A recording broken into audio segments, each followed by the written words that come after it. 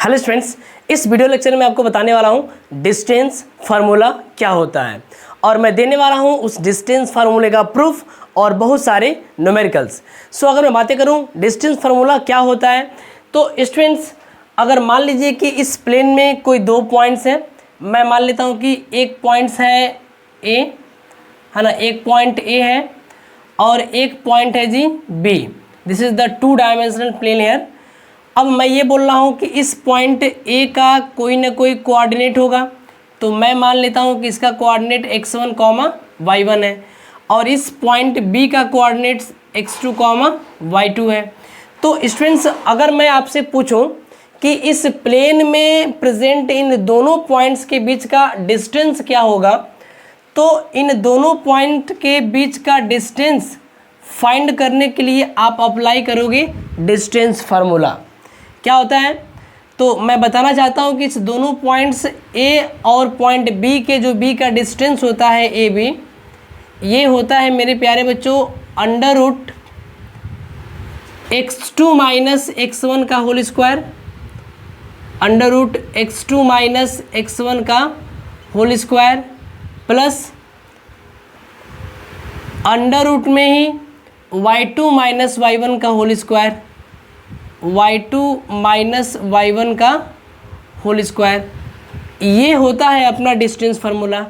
अगर हम इस फार्मूले को अप्लाई करेंगे तो इस प्लेन में प्रेजेंट इन दोनों पॉइंट्स के बीच के डिस्टेंस को इजीली हम फाइंड कर पाएंगे। स्टूडेंट्स, मान लेते हैं कि अपने आप में एक पॉइंट P है ना, और इस पॉइंट P का कोऑर्डिनेट है -1, -1 और ये वाला है जी पॉइंट Q और इसका है कोऑर्डिनेट 3, 2। मेरे प्यारे बच्चों, मेरा सवाल है कि आप इस पॉइंट्स P और पॉइंट Q के बीच का डिस्टेंस बता दीजिए कितना होगा। तो अगर मैं इस डिस्टेंस फार्मूले का इस्तेमाल करना आपको सिखाऊं और करके इसके बीच के डिस्टेंस की बातें करूं मेरे प्यारे बच्चों, तो हम कह सकते हैं बाय यूजिंग डिस्टेंस फार्मूला, है ना, PQ इज इक्वल टू क्या होता है अंडर रूट में x2 माइनस x1, है ना। तो अगर इसको मैं मान लूँ x1, ये वाला y1, ये वाला x2 और ये वाला y2, हम किसी को भी कुछ भी मान सकते हैं। इसको x2 y2 माने, इसको x1 y1, कोई फ़र्क पड़ने वाला नहीं है। तो मेरा सवाल क्या था, x2 माइनस x1, है ना, x2 माइनस x1। तो पहले इस वाले पॉइंट्स के x कोऑर्डिनेट में से इस वाले पॉइंट्स का x कोऑर्डिनेट माइनस करेंगे तो यहाँ मिलेगा 3 और माइनस, फिर से अगर -1 लिखेंगे तो हो जाएगा यहाँ पे +1 का होल स्क्वायर प्लस, अगर मैं बातें करूँगा y2 माइनस y1 तो ये हो गया जी y2 माइनस, और अगर मैं फिर से यहाँ पे -1 लिखूँगा, है ना, तो ये हो जाएगा +1 का होल स्क्वायर। तो ये हो गया अपना x2 minus x1 plus y2 minus y1 का होल स्क्वायर।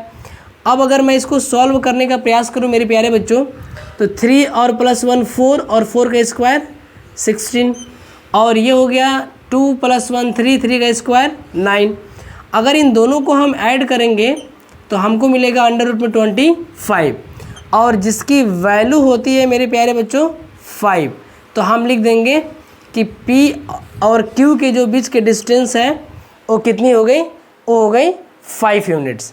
अब हमने यहाँ पे यूनिट क्यों लिखा है, जब अगर ये जो कोऑर्डिनेट ज्योमेट्री में मैंने आपको पढ़ाया था मेरे प्यारे बच्चों कि ये होता है अपना 0, ये होता है 1, ये होता है 2, अगर हम इसको सेंटीमीटर में लिए होंगे तो ये डिस्टेंस सेंटीमीटर में आएगी, अगर हम इसको मीटर में लिए होंगे तो ये डिस्टेंस मीटर में आएगी, और अगर ये किलोमीटर में होगा तो फिर ये डिस्टेंस किस में आएगी जी, किलोमीटर में आएगी।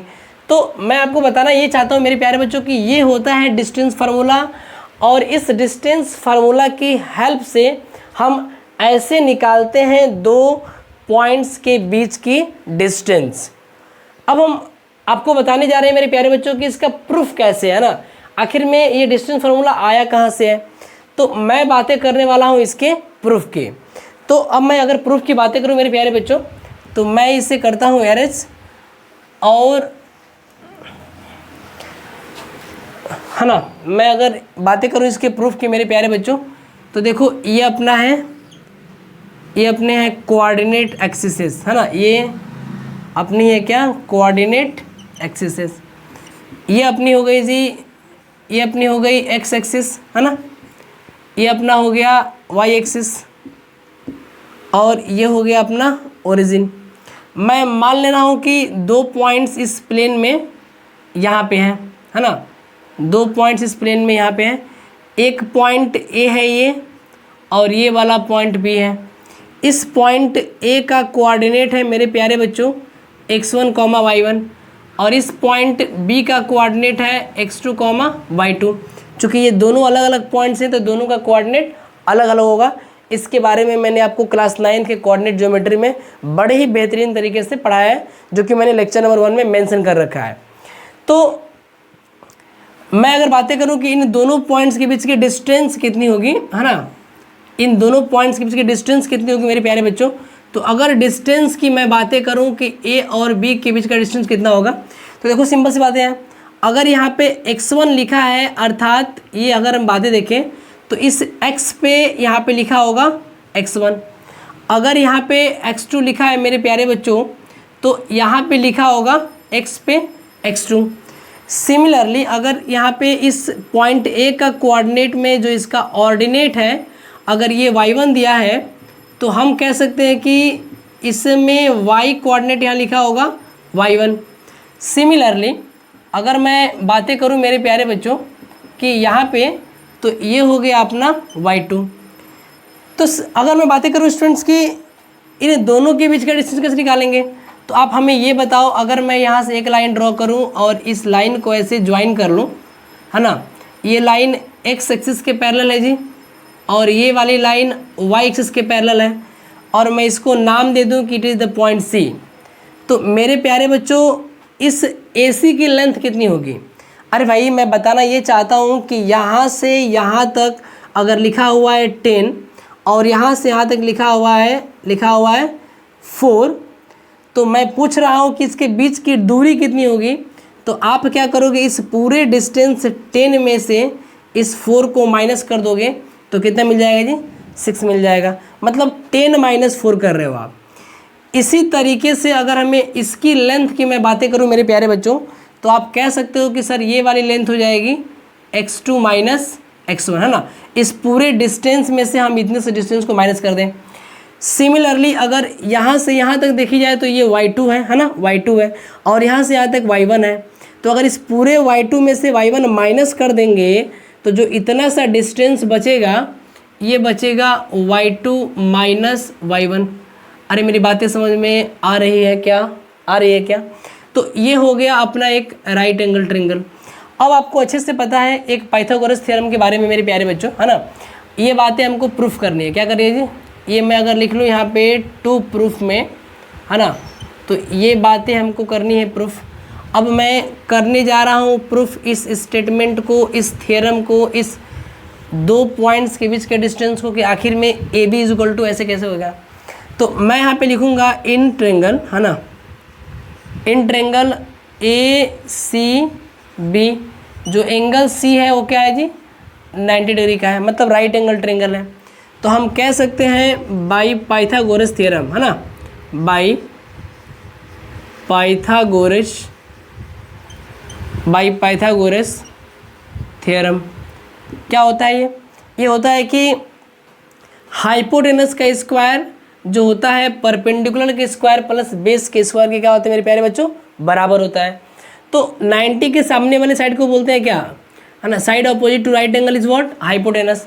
तो ये हम बोल सकते हैं कि ये होता है हाइपोटेनस का square is equal to perpendicular square plus base square. तो मेरे प्यारे बच्चों अगर मैं यहाँ पे देखूँ कि यहाँ पे जो हाइपोटेनस वो क्या है, वो अपना है AB, तो मैं लिख सकता हूँ AB का स्क्वायर इज इक्वल टू इसका जो परपेंडिकुलर है वो क्या है जी, वो है अपना BC, है ना, ये अपना हो गया BC का स्क्वायर। और अगर मैं बातें करूँ इस AC की, मतलब बेस इसका क्या है जी, AC स्क्वायर। तो हमें निकालना है AB, है ना, AB स्क्वायर। तो आप बताओ BC की लेंथ मैंने कितनी निकाल रखी है जी, BC की लेंथ मैंने निकाल रखा है y2 - y1 का होल स्क्वायर, और हमने AC का लेंथ निकाल रखा है ना, AC का निकाल रखा है क्या, x2 माइनस x1 का होल स्क्वायर। अगर आप इस बात को देख पा रहे हो तो मैंने यहाँ पे ये दोनों टर्म को ऐड किया है, तो मैं इसको इधर और इसको इधर लिखूँ तो कोई दिक्कत तो नहीं होगी, है ना। तो मैं अगर यहाँ से लिखने का प्रयास करूँ मेरे प्यारे बच्चों कि मैं इसको इधर लिख लूँ, तो ये अपना दिखेगा x2 माइनस x1 का होल स्क्वायर, और ये वाला दिखेगा जी y2 माइनस y1 का होल स्क्वायर। अगर ये स्क्वायर यहाँ से हटेगा, है ना, चलो मैं इसको ऐसे लिख लेता हूँ। मैं आपको बताने का ये प्रयास कर रहा हूँ मेरे प्यारे बच्चों कि अगर ये स्क्वायर उस साइड जाएगा तो ये पूरी बातें चली जाएंगी अंडर रूट के अंदर। तो अंडर रूट के अंदर क्या बातें आएंगी, यहाँ पे बातें आएंगी x2 माइनस x1 का whole square plus y2 minus y1 का होल स्क्वायर। तो ये रहा अपने पॉइंट्स A और पॉइंट B के बीच का डिस्टेंस जो कि हमें यहाँ पे प्रूफ करना था। तो इसी को बोलते हैं हम लोग क्या, इसी को बोलते हैं हम लोग डिस्टेंस फार्मूला, है ना। इसी को बोलते हैं मेरे प्यारे बच्चों हम लोग डिस्टेंस फार्मूला। और इस फार्मूले का इस्तेमाल करके अपने 2 डायमेंशनल प्लेन में या किसी प्लेन में उपस्थित 2 पॉइंट्स के बीच का डिस्टेंस फाइंड कर सकते हैं। कैसे डिस्टेंस फाइंड करेंगे मैंने आपको पहले ही बताने का प्रयास किया। मैं फिर से इन दोनों न्यूमेरिकल को सॉल्व करके आपके इस कॉन्सेप्ट को बल्कि बड़ी ही बेहतरीन तरीके से आपके कॉन्सेप्ट को कंप्लीट करूंगा। तो अगर मैं बातें करूं मेरे प्यारे बच्चों इस डिस्टेंस फार्मूला की, तो इसको आप पहले कॉपी कर लीजिए, देन अभी ये टाइम है मुझे सॉल्व करने का न्यूमेरिकल्स।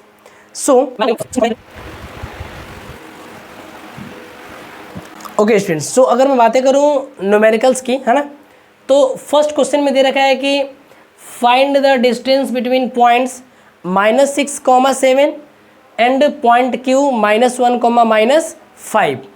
तो मेरे प्यारे बच्चों अपने प्लेन में 2 पॉइंट्स दे रखे हैं, है ना।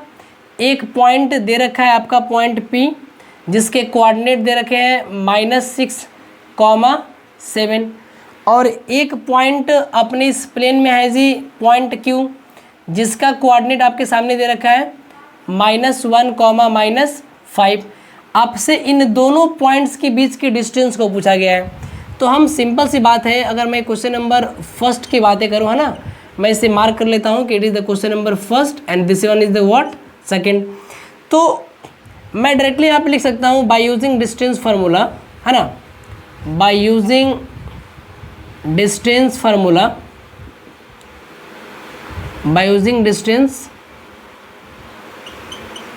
Formula distance between point P and Q। तो ये क्या हो जाएगा जी, ये हो जाएगा PQ is equal to, formula क्या होता है, फार्मूला होता है x2 माइनस x1 का whole square plus y2 minus y1 का होल स्क्वायर।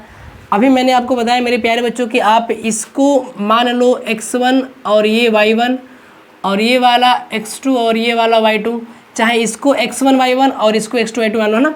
ऐसे करते हैं, ऐसे देखो आपने लिखा है ना PQ, तो P वाले को x1 y1 और Q वाले को x2 y2। तो हमें Q वाले के कोऑर्डिनेट में से P वाले को माइनस करना होता है, या हम P वाले में से Q वाले को माइनस करें, आपके रिजल्ट्स दोनों ही केस में सेम रहेंगे। तो मैं ये लिखता हूँ x2, तो ये हो गया अपने पास -1 और माइनस ये है अपना -6, है ना, का होल स्क्वायर। अरे मैं बताने वाला ये हूँ मेरे प्यारे बच्चों, है ना, मैं बताने वाला ये हूँ मेरे प्यारे बच्चों कि x2 माइनस x1, है ना, x2 माइनस ये वाला हो गया x1 का whole square plus y2 minus y1, तो y2 अपना -5 है जी, और माइनस ये हो गया y1 का होल स्क्वायर।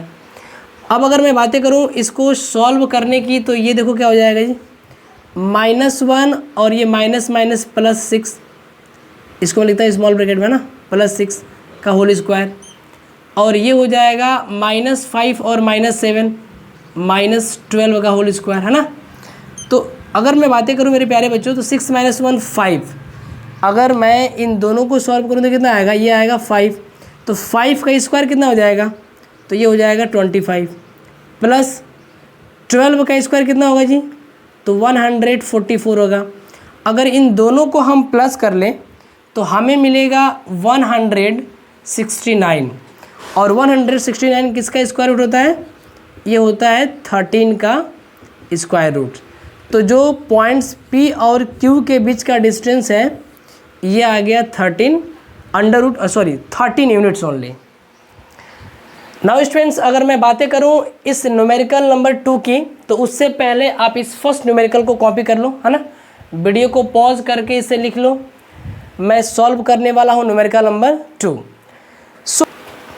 तो अगर मैं बातें करूं इस सेकेंड प्रॉब्लम्स की, तो इसमें दे रखा है स्टूडेंट्स कि if the points A and B are on the circle with centre O 2,3 find the value of x। मेरे प्यारे बच्चों, सवाल में आपसे सिंपल से सवाल में ये बातें कह रखा है कि आपके पास एक सर्कल है ना, और सर्कल पे कोई 2 पॉइंट्स दे रखा है। एक पॉइंट्स दे रखा है पॉइंट A जिसका कोऑर्डिनेट है स्टूडेंट्स 4,3। एक पॉइंट दे रखा है पॉइंट B जिसका कोऑर्डिनेट है x, 5। और इस सर्कल के जो सेंटर O का कोऑर्डिनेट्स है ना, ये दे रखा है 2,3। तो पूछ रहा है कि आप इस x की वैल्यू को बताइए। अरे भाई, अगर ये दोनों पॉइंट्स सर्कल पे हैं और O अगर सेंटर है, तो इस A और O को मिलाने वाली लाइन सेगमेंट को बोलते हैं रेडियस, है ना। इसको क्या बोलते हैं जी? रेडियस बोलते हैं। और इस O और B को भी मिलाने वाली लाइन क्या बोलते हैं? इस लाइन सेगमेंट को बोलते हैं हम लोग रेडियस। तो सर्कल की जो रेडियस होती है ना, वो क्या होती है? वो सेम होती है, मतलब बराबर होती है। तो यहाँ से अगर मैं बातें करूँ अकॉर्डिंग टू गिवन क्वेश्चंस की, है ना, मैं बातें करूँ हेयर OA, है ना, OA जो होगा वो OB के क्या होगा जी? बराबर होगा। तो OA अगर हम इस डिस्टेंस को निकालना चाहें तो इसको डिस्टेंस फार्मूले की मदद से क्या लिख सकते हैं, है ना, कह सकते हैं क्या इसको? Is equal to radius of the circle. तो अगर मैं बातें करूं इस OA की मेरे प्यारे बच्चों, तो OA को निकालने के लिए मैं लिख सकता हूं सेम डिस्टेंस फार्मूला। क्या लगाएंगे हम लोग लगाएंगे x2 माइनस x1 का whole square plus y2 minus y1 का होल स्क्वायर लगाएंगे हम लोग, है ना। ये मैंने आपको फार्मूला ऑलरेडी बता रखा है। तो अगर मैं OA, तो मैंने बताया था कि अगर OA लिख रहे हैं तो A वाले कोऑर्डिनेट में से O को माइनस करेंगे हम लोग। आप सिंपल से एक बात को याद रखो, है ना। तो ये हो गया अपना A में से माइनस कर रहे हैं वाले को, तो ये हो गया अपना x1 और ये हो गया y1, और इसी तरीके से ये हो गया x2 y2। तो x2 माइनस x1, तो मैं यहाँ लिखने वाला हूँ मेरे प्यारे बच्चों 4 माइनस 2 का होल स्क्वायर प्लस, फिर देखो A में से माइनस करूँगा O को, तो y2 माइनस y1, तो ये वाला हो गया 3 माइनस 3 का होल स्क्वायर। अब अगर बातें करूं मैं इस OB के, तो मैं B में से O को माइनस करने वाला हूं जी। तो ये हो गया फिर से x2, तो ये हो गया x माइनस इसका x कितना है जी? 2 है का होल स्क्वायर प्लस 5 में से मैं माइनस करने वाला हूं 3 को। अच्छा ये बताओ, अगर ये दोनों तरफ ही अंडर रूट है और इक्वेशन के दोनों तरफ अगर मैं स्क्वायर कर दूं तो कोई गलत तो नहीं कर रहा हूं? फिर इस स्क्वायर से ये अंडर रूट कैंसिल हो जाएगा, है ना, ये इससे कैंसिल हो जाएगा। तो जब ये कैंसिल होता है हमें क्या मिलेगा? हमें मिलेगा 4 माइनस 2 का होल स्क्वायर मतलब 2 का स्क्वायर प्लस 3 माइनस 3 मतलब 0 का स्क्वायर, और ये मिलेगा जी x माइनस 2 का होल स्क्वायर प्लस 5 माइनस 3 2 का स्क्वायर। तो मेरे प्यारे बच्चों, इस 2 के स्क्वायर को अगर इधर लेके आएंगे तो इससे हो जाएगा ये कैंसिल। तो यहाँ क्या बचेगा? हमें मिलेगा 0 is equal to x minus 2 का होल स्क्वायर। अरे भाई, अगर मैं आपसे बताना ये चाहता हूँ मेरे प्यारे बच्चों, मैं बताना ये चाहता हूँ कि अगर ये स्क्वायर इधर आएगा तो ये अंडर रूट में चला जाएगा 0, जिसकी वैल्यू कितनी होगी? 0 होगी। तो अगर उसकी वैल्यू 0 होगी तो हम यहाँ से x की वैल्यू को बोल सकते हैं कि ये आएगा कितना? ये आएगा 2। तो ये हो गया आपने वैल्यू ऑफ x, जिसको आप बोल रहे हो 2।